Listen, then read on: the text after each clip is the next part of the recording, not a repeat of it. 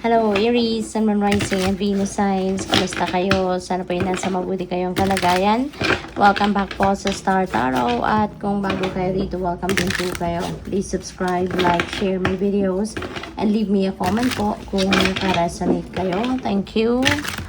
So first message po ninyo ay The Lovers. Ayan, Aries. So siguro ang iba sa inyo rito, merong siguro bagong relationship, no, na papasukin around this time or in the next few days. Po pwedeng merong kaligawan, no, pwedeng merong nandiligo sa inyo or baka merong nililigawan if you're still single.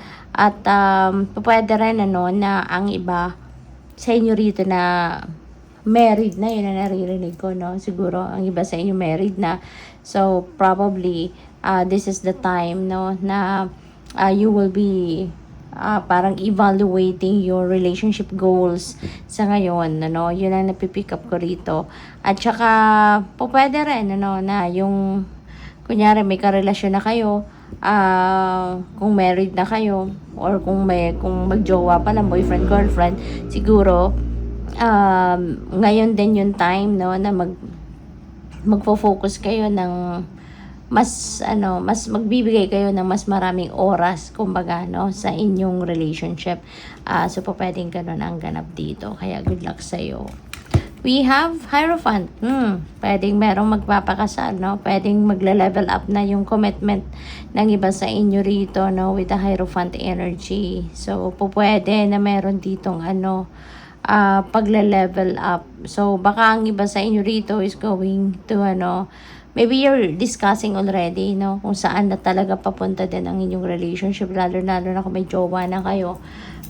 Siguro po pwede rin, no, na mag-evaluate talaga kayo ngayon ng relationship ninyo, kung handa na nga ba kayong mag-level up, handa na nga ba kayong pumasok na sa pagiging pag-aasawa, kung handa na kayo para sa married life, no? So pwedeng ganon.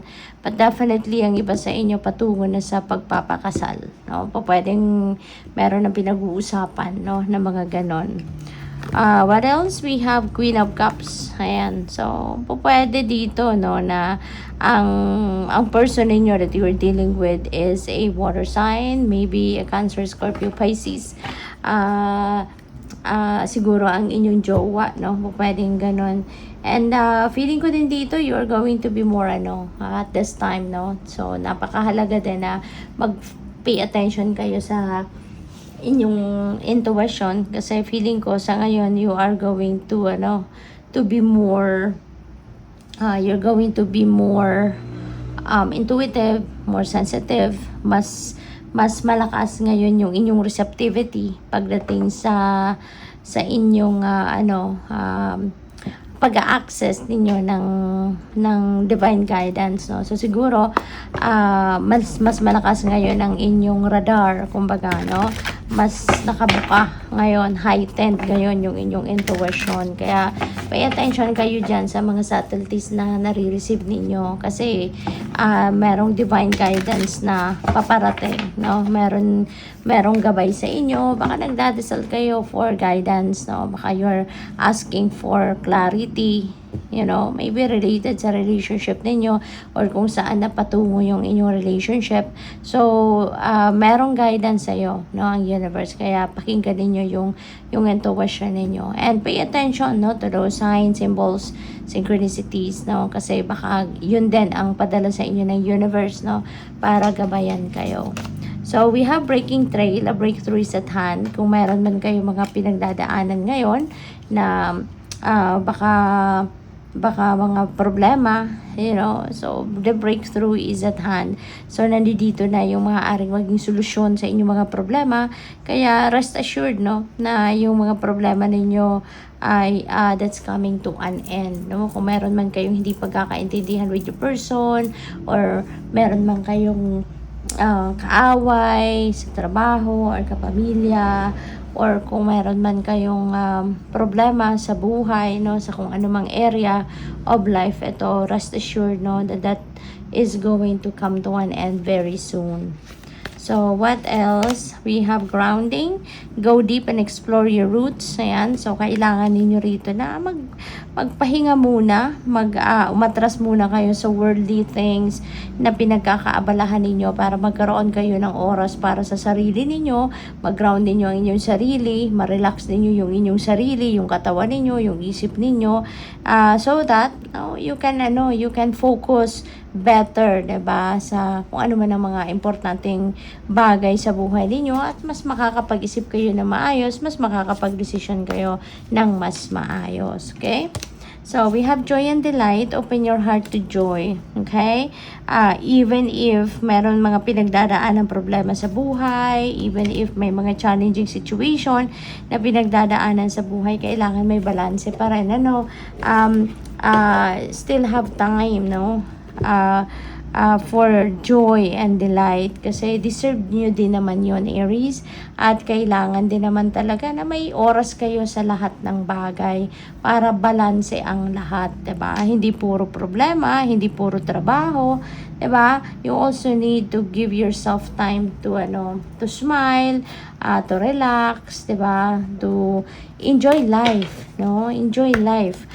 Because hindi ang ibig sabihin ng buhay puro lang paghahanap buhay, hindi lang puro relationship, you also need, to give time to other areas of life katulad na lamang ng pag-aalaga sa inyong sarili, So what else? We have metamorphosis.